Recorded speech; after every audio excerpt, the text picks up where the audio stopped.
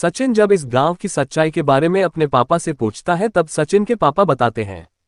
बहुत समय पहले इस श्यामपुर गांव में एक ऋषि रहा करते थे।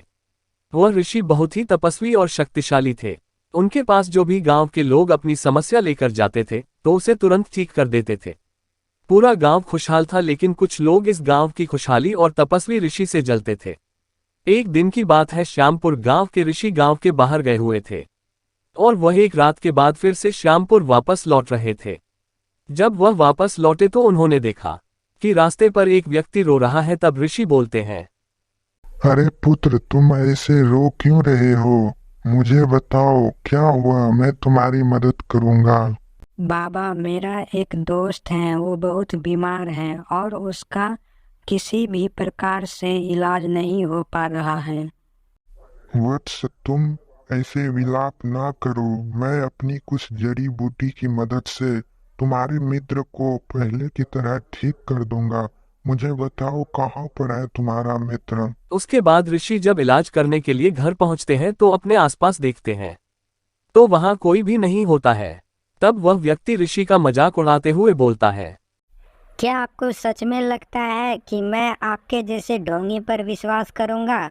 अगर आप सच में एक तपस्वी और शक्तिशाली ऋषि होते तो आपको पहले ही मेरे झूठ का पता चल जाता। ऋषि व्यक्ति की बातें सुनकर बहुत ही गुस्से में आ गए और बोले, मूर्ख, तेरी ये मजाल, तुमने मेरा और मेरी विद्या तपोशक्ति का अपमान किया है। मैं तुम्हें ये श्राप देता हूँ, मेरे इस गांव को छोड़ते ही तुम्हारी मृत्यु हो जाएगी और तुम्हारी आत्मा इस गांव में भटकती रहेगी। ऋषि के ऐसे बोलते ही वह ऋषि इस गांव को छोड़कर हमेशा के लिए चले जाते हैं और उस व्यक्ति की मौत हो जाती है। फिर उस व्यक्ति की आत्मा इस गांव में भटकने लगा, लेकिन उसकी आत्मा सिर्फ पूर्णिमा की रात को ही किसी इंसान को चोट पहुंचा सकती है। उसी दिन से जो भी पूर्णिमा की रात को अपने घरों से बाहर निकलता है तो उसकी रहस्यमय तरीके से मौत हो जाती है। सचिन अपने पापा से गांव की सच्चाई सुनने के बाद बोलता है, क्या पापा, आप भी ऐसे फिजूल की बातों पर आप भी यकीन करते हैं? आत्मा और भूत प्रेत जैसी कोई भी चीज नहीं होती। सचिन की ऐसी बातें सुनकर उसके पापा बहुत ही चिंतित हो जाते हैं। उसी दिन सचिन अपनी बाइक लेकर शाम को कहीं बाहर चला जाता है और फिर उसे वापस लौटने में काफी रात हो जाता है और वह रात पूर्णिमा की रात होती है। फिर अचानक से सचिन की बाइक खराब हो जाता है। तब सचिन बोलता है, अरे यार, अब इस बाइक को क्या हुआ? इसको भी अभी ही खराब होना था क्या? वैसे पापा ने जो भी बात बताया, क्या वो सच होगा? और आज पूर्णिमा की रात भी है।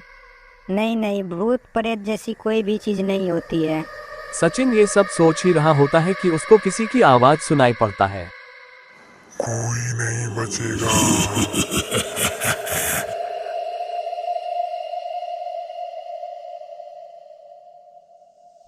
कौन है? ये किसकी आवाज है?